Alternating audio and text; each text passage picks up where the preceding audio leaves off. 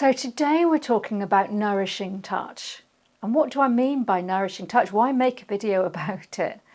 Well, the reason is that I refer to it quite a lot in my blogs and in other videos, and I realise that it may not be entirely clear what I'm talking about.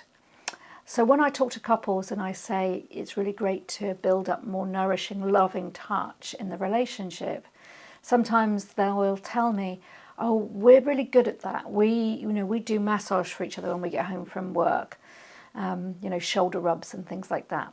That's amazing. And that kind of touch is beautiful and connecting. But there's another kind of touch that I'm encouraging, and that is what I call nourishing touch or loving touch. And it's the kind of touch where you can relax, enjoy, receive.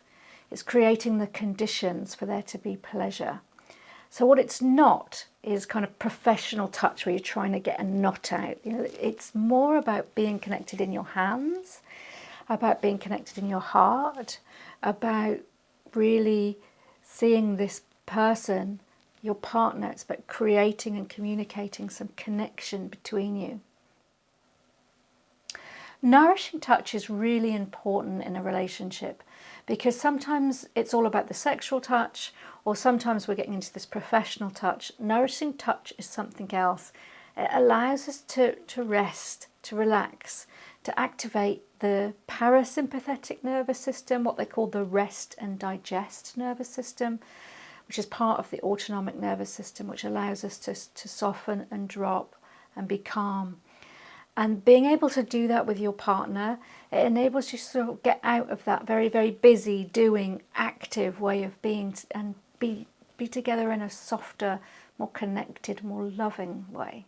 So how do you go about exploring nourishing touch?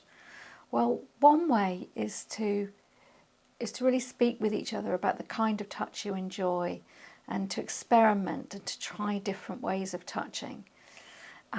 It's about going slowly enough to feel the sensation in your own hands so that you're feeling alive in the touch and not just going through the motions. One way to get better at loving touch is to do the practice called waking up the hands, which is a wonderful practice. I've got a video about it, and it's about opening up the sensations in our own hands by exploring what's there. And there may be feelings there may be new sensations we've never discovered. It's like finding the direct route to pleasure through our own hands. Another way is to do a practice called sensate focus, which is like focusing on sensation. It's a practice that I sometimes use in couples therapy. It's important to practice nourishing touch because it's a way of really connecting, bonding, growing together as a couple. If we're only in perfunctory touch, like a perfunctory hug or going through the motions touch, where we just like kiss on the cheek like your aunt, then we're not really deeply connecting. And actually by deeply connecting with each other, that creates the conditions for more sensuality, more sexuality. And so we want to not be sort of just doing professional types of touch, but actually doing nourishing touch. And it can be enjoyable and fun.